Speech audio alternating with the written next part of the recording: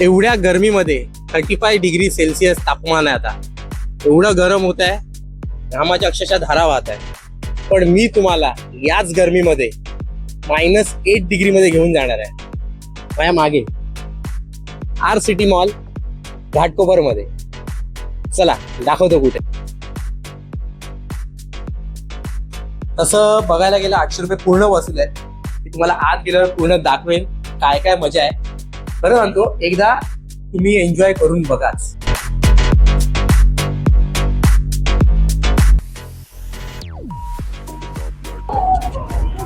आम्हाला असे शूज दिलेत, सॉक्स दिलेत आणि जॅकेट दिलंय.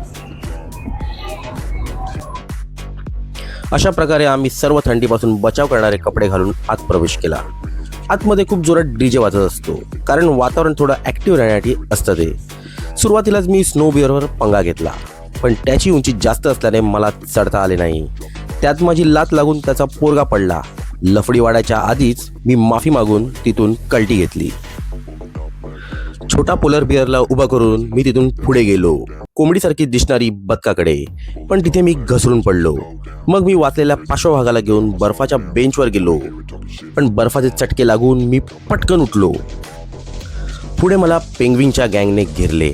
त्यांच्याबरोबर घनघोर युद्ध करून मी त्यांच्या नाकी नऊ आणले.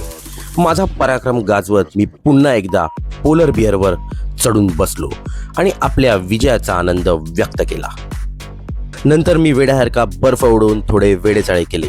मग इथे जाऊ की तिथे जाऊ असं काहीतरी होत असताना मी मागे गेलो, मागचा रस्ता पकडला. पुढे मिकी आणि मिनी दिसले. मिकीचे पोट वाढले आहे, त्याला जिम लावायचा सल्ला दिला आणि थेट मिनीकडे गेलो.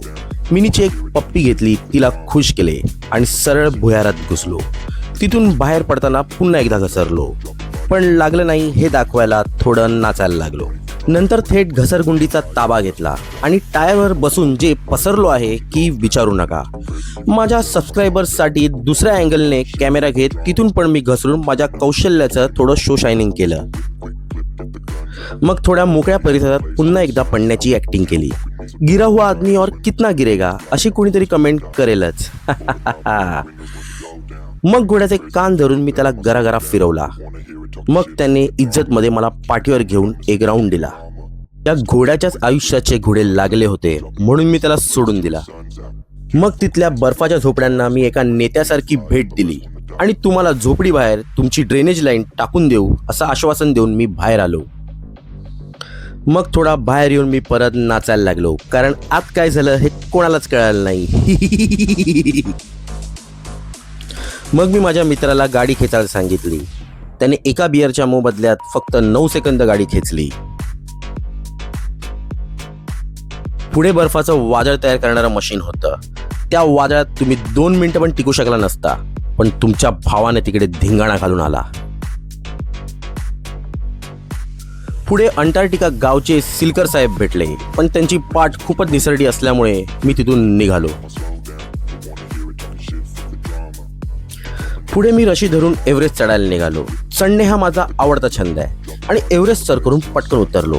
बर्फाळ प्रदेशात ॲक्टिव्ह राहायला शरीराची हालचाल होत राहणे गरजेचे आहे, म्हणून नाचत राहणे योग्य पर्याय आहे. माझा डान्स कसा वाटला मित्रांनो हे कमेंटमध्ये नक्की सांगा.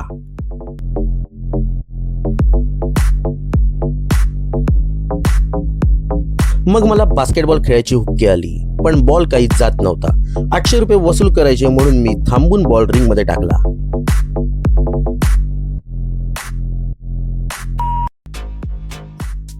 मित्रांनो, हा ब्लॉग तुम्हाला कसा वाटला नक्की सांगा.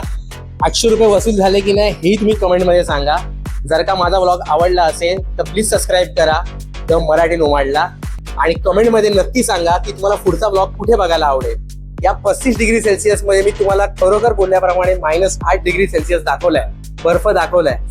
मुंबईतला बर्फ आवडला असेल तर नक्की सबस्क्राईब करा, लाईक करा आणि आपल्या मित्रांबरोबर हा व्हिडिओ शेअर सुद्धा करा. Thank you so much.